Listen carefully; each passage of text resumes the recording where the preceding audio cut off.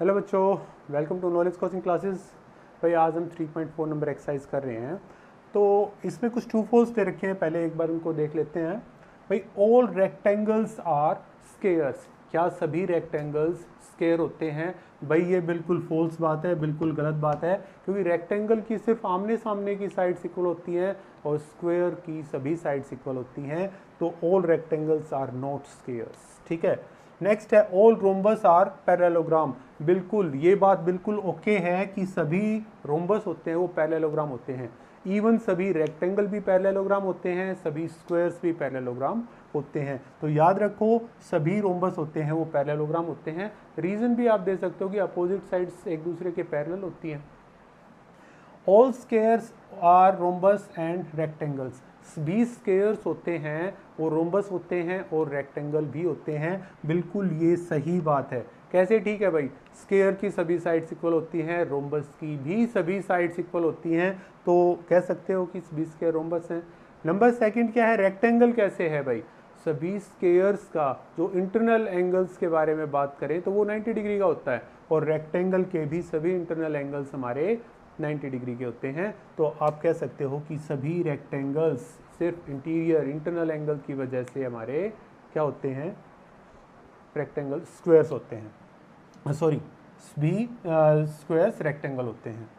All squares are not parallelogram, बिल्कुल गलत है। अभी थोड़ी देर पहले मैंने बताया था सभी स्केयर्स होता है, सभी रोम्बस होते हैं या सभी रेक्टेंगल होते हैं वो पैरेललोग्राम होते हैं, ठीक है। ऑल काइट्स आर रोम्बस, नहीं भाई ये भी गलत बात है, सभी काइट्स रोम्बस नहीं होती। भाई काइट्स के बारे में याद रखो, जैसे ये साइड और ये बना दिया और ये है, भाई ये साइड इक्वल होगी, बट और ये एक दूसरे के इक्वल होंगी, बट ये चारों आपस में इक्वल नहीं होती हैं। तो सभी काइट्स होती हैं वो हमारी रोम्बस नहीं होती हैं।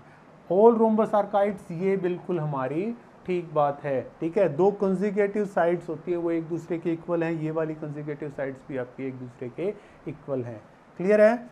ऑल पैरेललोग्राम्स आर ट्राइपेजियम, भाई सभी पैरेललोग्राम ट्राइपेजियम होते हैं। ट्राइपेजियम की प्रॉपर्टी क्या कहती है कि अपोजिट साइड्स का एक पेयर एक दूसरे के पैरेलल होना चाहिए, और ट्राइपेजियम अगर पैरेललोग्राम की बात करेंगे तो उनकी अपोजिट साइड्स के दोनों पेयर एक दूसरे के पैरेलल होते हैं, तो ये भी हमारा ट्रू है। नेक्स्ट है ऑल स्क्वायर्स आर ट्राइपेजियम, बिल्कुल सही है। अगर पैरेललोग्राम ही ट्राइपेजियम है और मैंने कहा कि स्क्वायर्स भी पैरेललोग्राम होते हैं, तो all square are also trapezium, ठीक है।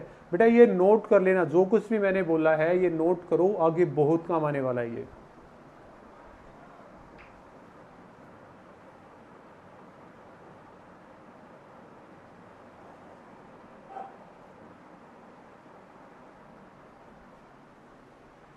सम नंबर 2 क्या कहता है कि identify all quadrilaterals that have 4 sides of equal length, सभी क्वाड्रिलेटरल्स जिनकी चारों साइड इक्वल होती हैं। भाई याद रखो दो ही चीज़ है यार, ऐसी दो, एक तो होता है स्क्वायर और दूसरा होता है रोम्बस, ठीक है। मैंने एक वीडियो पहले बनाई हुई है जिसके अंदर सभी की प्रॉपर्टी दे रखी है, वो वीडियो आपको लिंक में मिल जाएगी भाई, देख लेना उसको, सभी प्रॉपर्टीज को अच्छे से याद करना है।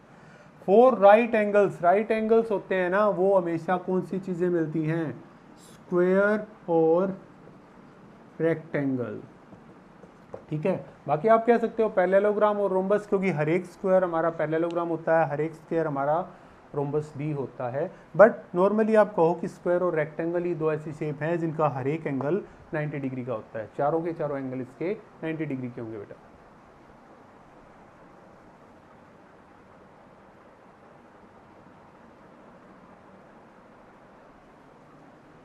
Third some, explain how a square is a quadrilateral, बताना है कि एक स्क्वायर क्वाड्रिलेटरल क्यों है? बिकॉज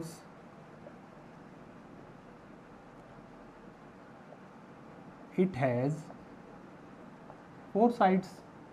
भाई क्वाड्रिलेटरल में भी 4 साइड होंगे ना, और स्क्वायर में कितनी साइड है? 4 साइड है, तो इस वजह से ये हमारा क्या है? ये एक क्वाड्रिलेटरल है। नंबर सेकंड कहा कि ये एक पैरेललोग्राम है, because opposite sides of square are parallel, to each other. भाई पैरेललोग्राम की भी अपोजिट साइड से एक दूसरे के पैरेलल होती हैं और स्क्वायर की भी होती हैं एक दूसरे के पैरेलल, तो इस वजह से एक स्क्वायर एक पैरेललोग्राम होता है। नेक्स्ट है rhombus, all sides are equal. भाई एक स्क्वायर रोम्बस क्यों है? क्योंकि एक स्क्वायर की सभी साइड्स इक्वल होती हैं और रोम्बस की भी सभी साइड्स इक्वल होती हैं। एक स्क्वायर एक रेक्टेंगल क्यों होता है? Because all of its interior angles are of 90 degree. भाई एक स्क्वायर के सभी इंटीरियर एंगल्स 90 डिग्री के होते हैं और एक रेक्टेंगल के भी सभी इंटीरियर एंगल्स 90 डिग्री के होते हैं। इस करके क्या होता है कि एक स्क्वायर हमेशा एक रेक्टेंगल होता है। ठीक है,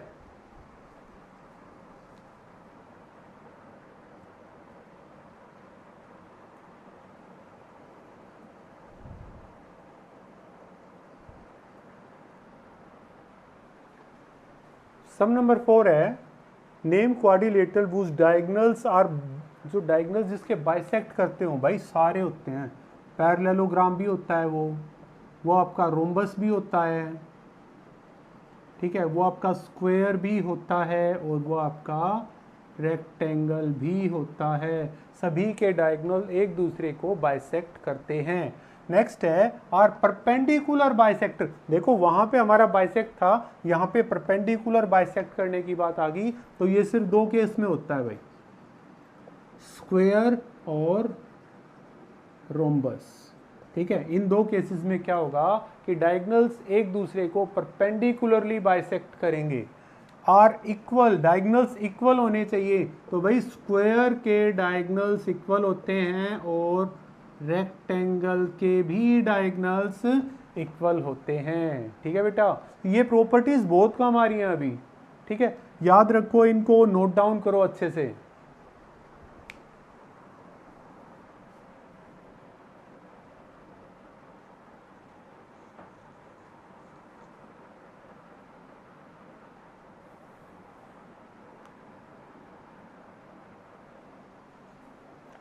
लास्ट सम इस एक्सरसाइज का भाई, ABC इज एक राइट एंगल ट्राइंगल है, ये वाला हमारा एक राइट एंगल ट्राइंगल है और O है यहाँ पे मिड पॉइंट है, राइट एंगल से अपोजिट साइड का मिड पॉइंट दे रखा है भाई, ये हमने मिला दिया। ये थोड़ी कंस्ट्रक्शन की है जो कि हमने लिखनी भी पड़ेगी। Draw AD parallel to BC and AB parallel to CD। ठीक है, ये कुछ हमने पैरेलल खींच दिए भाई, AD एक लाइन खींची गई है और जॉइन OD।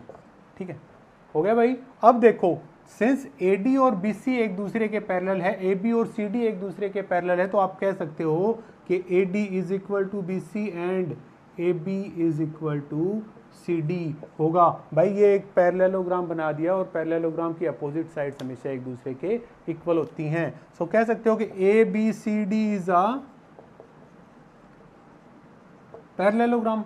ठीक है जी, बट एक नेक्स्ट चीज और कर लेते हैं कि angle B is equal to 90 degree. अब एंगल B अगर आपका 90 डिग्री का है, सो एंगल D भी आपका 90 का होगा, और अगर आप एडजेसेंट एंगल की प्रॉपर्टी निकालोगे तो एंगल A भी 90 का होगा और एंगल C भी आपका 90 का होगा। अब सभी इंटीरियर एंगल हमारे 90 डिग्री के हो गए, ऑल इंटीरियर